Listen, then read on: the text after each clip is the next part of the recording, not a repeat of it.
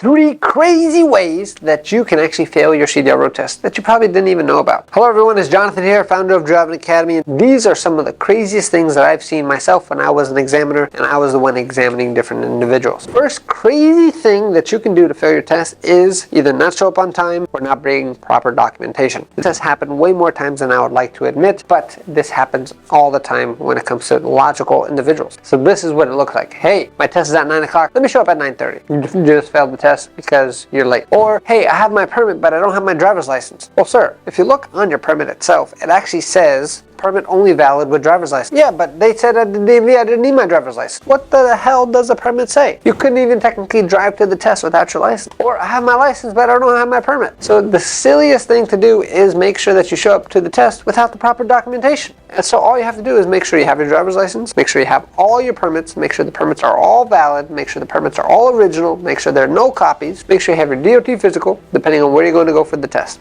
And those are the 3 things you need. We're not asking for a whole lot. We're not asking for your firstborn. We're not asking for anything like that. Just bring in those documentations. All that stuff can fit inside your pocket and you have no excuse. So that being said, that's the first crazy way that somebody can actually fail the test. The second crazy way for somebody to fail a test that I've seen more than I'd like to see is going to be actually exiting the vehicle incorrectly. So for instance, the proper way to exit the vehicle is going to be with the butt facing out of the vehicle and always 3 points of contact, which means either 2 hands and 1 foot or 2 feet and 1 hand. As long as you're doing that correctly and you're entering in and out of the vehicle correctly, and you make sure that the brakes are applied, you should have no issue. It sounds pretty simple. But there's been times on the test where somebody would get out facing forward, kind of stepping out or jumping off the truck itself, and I would give them a warning. I would say, hey, that's not the right way to get out of the vehicle. Make sure you get out of the vehicle properly. Next time is going to be an automatic fail. And what happened? That person did it again. He actually let the brakes release, which means the truck can move. He actually exited the vehicle while facing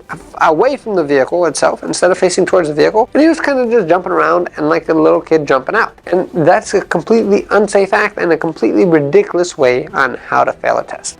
Make sure that you're always making sure that the brakes are applied before you exit the vehicle itself, right? Pretty simple stuff. And then the third crazy way that I've seen somebody fail is going to be just not simply following directions. So for instance, I remember this one individual, he was driving a bus for his bus test. And we were out on the road, and then I repeated again, at the light, make a left. So what did he do? He went right. I don't know why he went right, but because he went right instead of making a left, that's an automatic fail since you cannot follow instructions. Now, I hate failing people. This is one of the worst feelings in the world to see somebody go through that, but I have to make sure that the streets stay safe. So for instance, if somebody's telling you to make a left or make a right, just make sure you ask them, make sure that you clarify with them, and make sure you actually follow their direction. Because if you do not understand their direction, it means you're going to get lost all over the place, and you actually might be putting the vehicle in a dangerous situation itself. So those are 3 ways that you can fail the test, and this is why we don't want you to follow that. Our mission is to help 1 million people get on the road to freedom. What's more free than getting your license, driving where you want to go, and making the money that you want to make? And if you fail your test, you're just delaying this entire process. Now, the cool thing about the individuals who did fail the test, most of them were signed up with our guaranteed training course. Now, the guaranteed training course is going to give us over 100 hours of training plus unlimited tries at the road test itself, and that's how we can actually guarantee that we get you that license.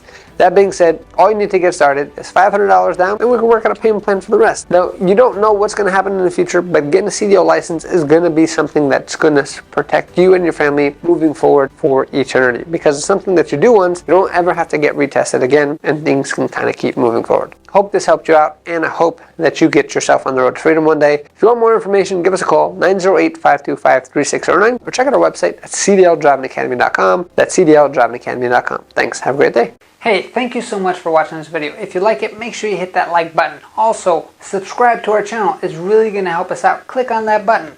And if you want to continue yourself on your road to freedom, here's more videos to watch. There's endless amounts. Hopefully we get to see each other one day very soon. Thanks.